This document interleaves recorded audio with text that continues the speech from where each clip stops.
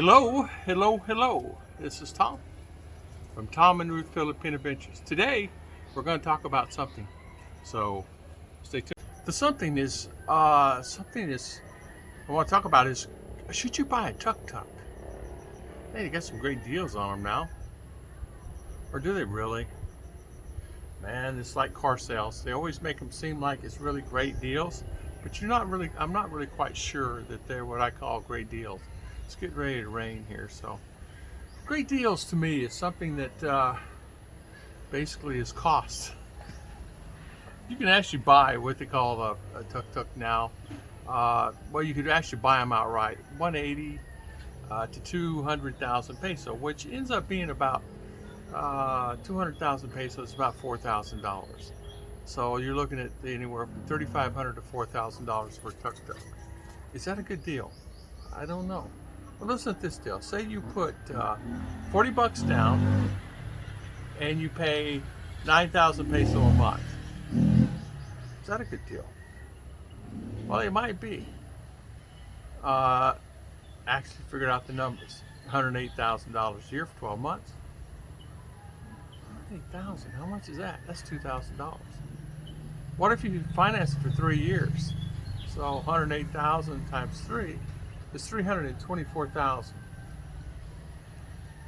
You can actually buy one for 200, where they charge you 324,000 interest.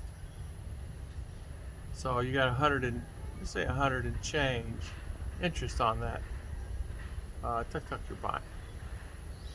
The thing that's what really entices a lot of Filipino is great deals, man. It's a great deal. I want to go buy one. I want to go buy one. I want to go buy one. I said, okay, let's look at the numbers.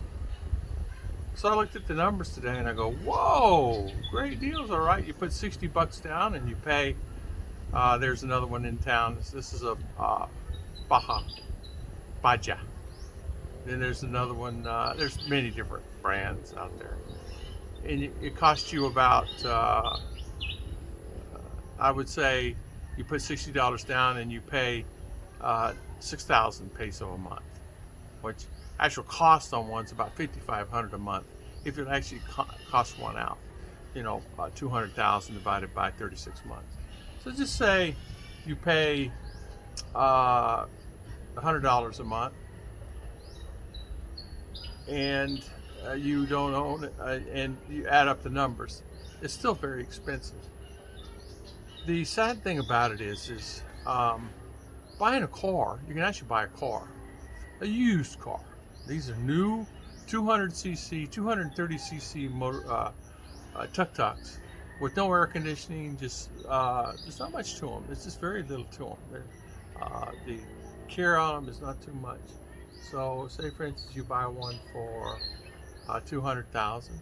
Is it worthwhile buying one for 200,000? 300,000? Some cases yes, some cases no.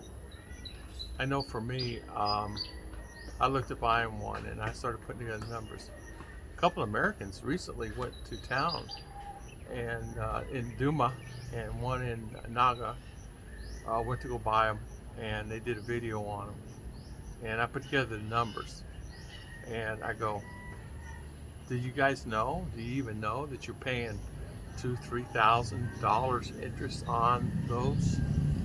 Now, cars themselves, you can actually buy for $250, $280 a used car, which is $3,000.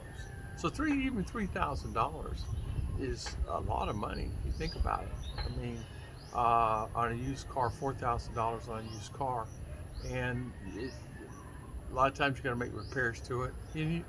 The condition of the car is as is, so you have to really be careful on what what you're buying. A friend of mine just went and bought a car, and he bought a Honda, and he said to Honda now for about a year, the radiator went out, no big deal, replaced, it cost him $100. Then the transmission went out. Well, this part was $500. They had to order it overseas. Then the labor ended up being about $1,000 said and done. Then the transmission went out. Then something was wrong with the motor. Something was wrong with one of the pistons. So now he bought this car thinking it only had, 100,000 miles on it. Well, it probably had no telling how much miles is on it. Because, in general, you think you know, but you really don't know what you're buying. So he ended up with a lemon. And most cars that you buy here are lemons because they run them in the ground until. When do you get your money back? You get your money back on these cars, even if you find one and you completely gut it and do it yourself and clean it up, you still have wear and tear here. Tires is something that can go through pretty quick here because they leave nails on the road and construction trucks driving down a road with nails and everything in it fall out on the ground. Wire, even when I got my van, had a flat the first day. Had to put a new battery in it the first day.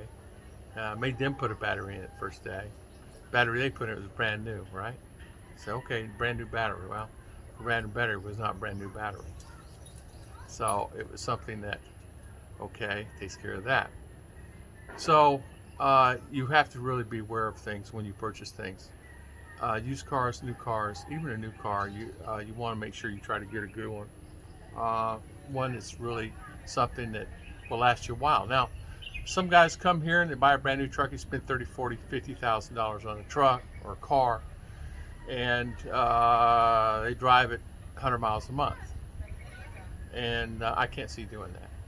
Same thing on these houses. I got to tell you, I got a pet peeve of mine is guys come here. It's their money though. You pay whatever. You bring your savings here. You build a house, 5-bedroom house, 3-story, 3-bathroom, 5-bathroom, 6 bedrooms. Beautiful home. Takes 2 years to build it. But then you got all those things, and you're in a country that you don't own the land. Number one, your wife does, right? But you're in a country that could change at a drop of a hand.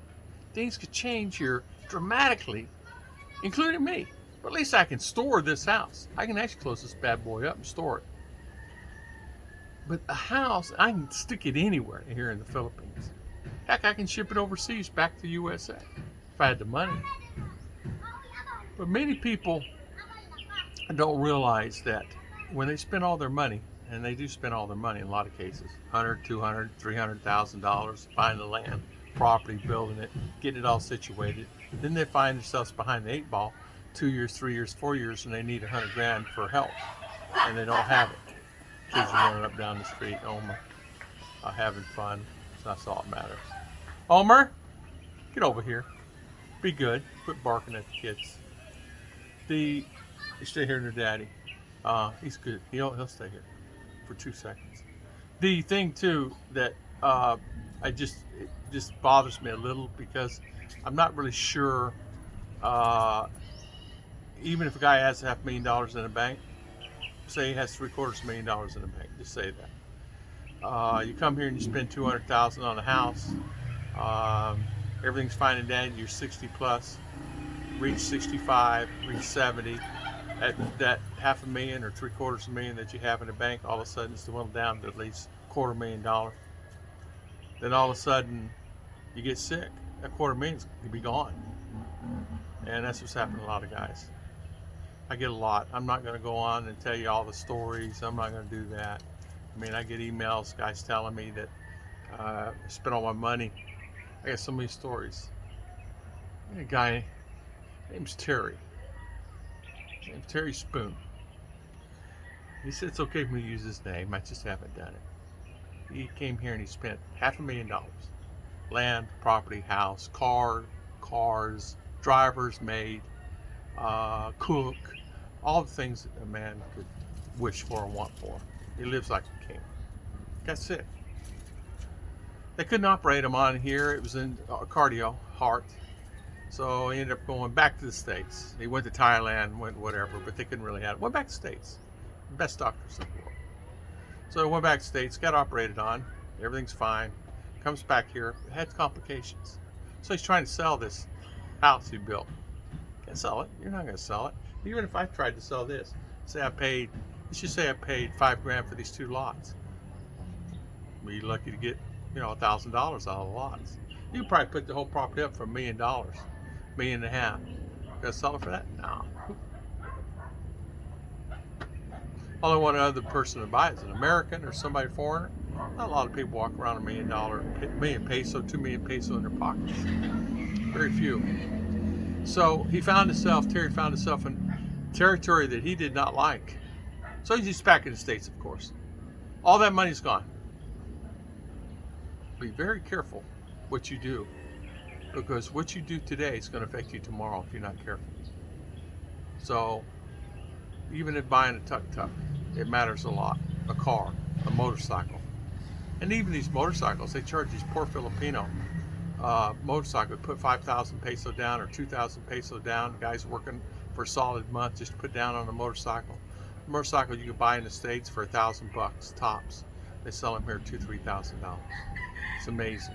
For the 125cc, you can buy them for $1,000 every day there.